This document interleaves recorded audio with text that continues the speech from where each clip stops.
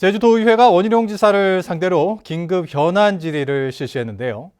원 지사가 대권을 향한 자기 정치 행보에 치중해 도정을 소홀히 한다는 비판과 구설에 오른 인사 정책 등이 도마에 올랐습니다. 박성동 기자입니다. 원희룡 지사에 대한 질의는 정치 행보에 치중한 도정 소홀에 집중됐습니다. 의원들은 원 지사가 지난 4월 총선 이후 한 달에 절반 이상 도정을 비워 행정부지사 권한대행 체제로 비춰질 정도라고 비판했습니다. 대권을 향한 정치 행보에 주력하면서도 도민의 염원이 담긴 4.3 특별법 개정안 공동 발의에는 미래통합당 의원이 한 명만 참여해 야당 협조를 위한 가교 역할은 하지 않았다고 지적했습니다. 서울 자주 가시면서 두루두루 지금 현역 미통당 의원들 좀 만나고 하지 않습니까? 앞으로 노력을 더 해야 됩니다. 만나는 과정에서 이번에 비상대책위원장님도 만났다고 제가 봤습니다만 이러한 내용 없었고. 원 지사는 총선 이후 달라진 정치 상황을 외면하기 어려웠고 4.3 특별법은 심의 과정이라도 역할을 계속하겠다고 답했습니다. 물론 발의 과정부터 같이 해주면 좋지만 아시다시피 지금 두 가지를 넘어야 됩니다. 오히려 가장 중요한 문제는 아마 기획재정부라는 산일 겁니다. 그거는 알고 있고. 어쨌든 야당이 걸림돌이 되지 않도록 제가 끝까지 최선을 다하겠습니다.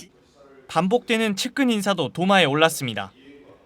도의회의 부적격 판단에도 보훈 인사를 반복하고 최근에는 제주관광공사 사장에 측근을 내정한 것 아니냐는 의문이 제기됐습니다.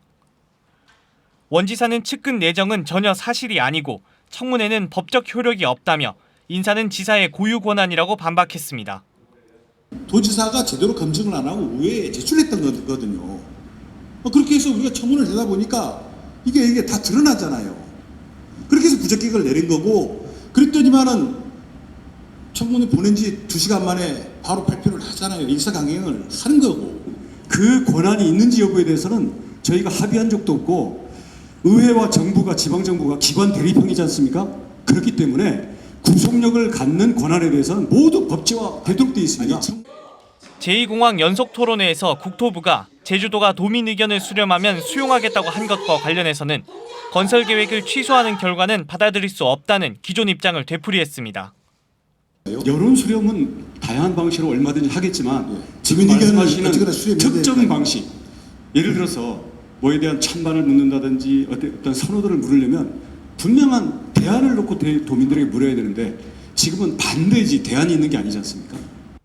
원 지사는 코로나19 대응 예산을 마련하기 위해 지방채 발행도 고려하겠다고 답했고 올해 안에 지역화폐도 발행하겠다고 밝혔습니다. MBC 뉴스 박성동입니다.